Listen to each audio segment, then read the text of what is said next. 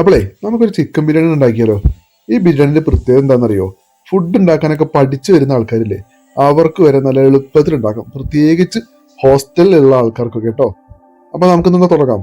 അപ്പൊ ഞാൻ ഇതിനായിട്ട് ഒരു 1/2 കിലോ ചിക്കൻ നല്ല കഴുകി വൃത്തിയാക്കി നല്ല കുട്ടപ്പനാക്കി വെച്ചിട്ടുണ്ട്.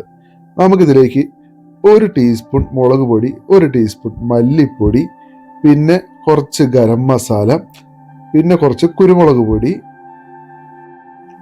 പിന്നെ കുറച്ച് മഞ്ഞൾപ്പൊടി ചേർക്കുന്നുണ്ട്. പിന്നെ അതിനുശേഷം കുറച്ച് ഉപ്പ് ചേർക്കുന്നുണ്ട്.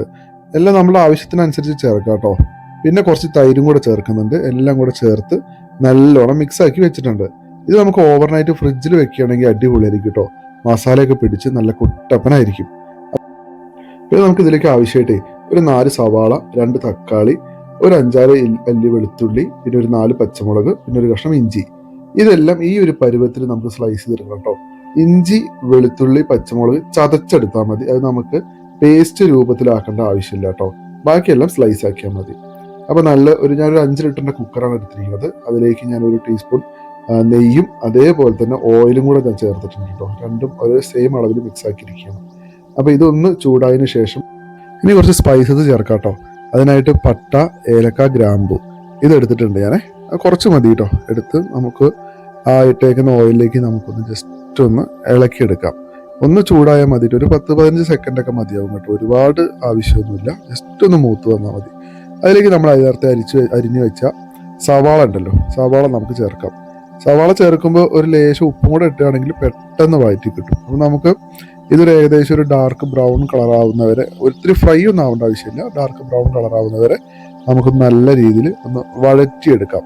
കാരണം ഇതിലേക്കാണ് നമ്മൾ ഇതിന് ചിക്കനൊക്കെ ഇട്ട് നല്ല മസാല പിടിക്കാനായിട്ടുള്ളത്.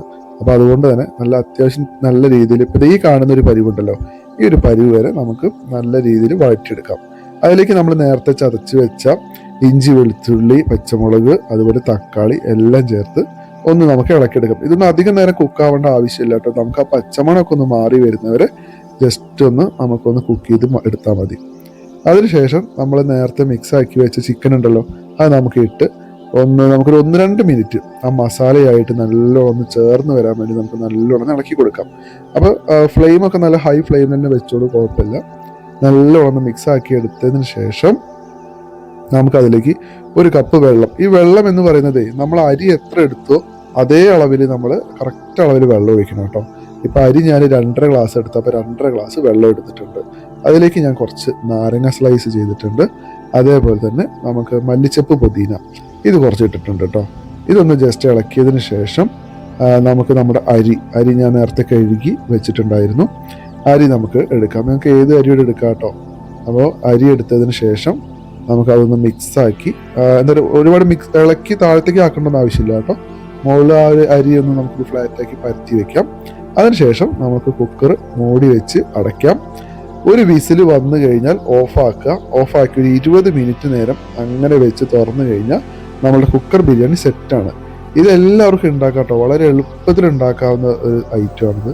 പെട്ടെന്ന് ഉണ്ടാക്കാവുന്നതാണ്. ആർക്ക് പഠിച്ചു വരുന്നവർക്ക് പോലും വളരെ എളുപ്പത്തിൽ ഉണ്ടാക്കാം. നല്ല ടേസ്റ്റ് ആട്ടോ. നല്ല സ്പൈസസ് ഒക്കെ ആഡായി നല്ല ടേസ്റ്റാണ് ഇത്. സാധാരണ സലാഡിൻ്റെ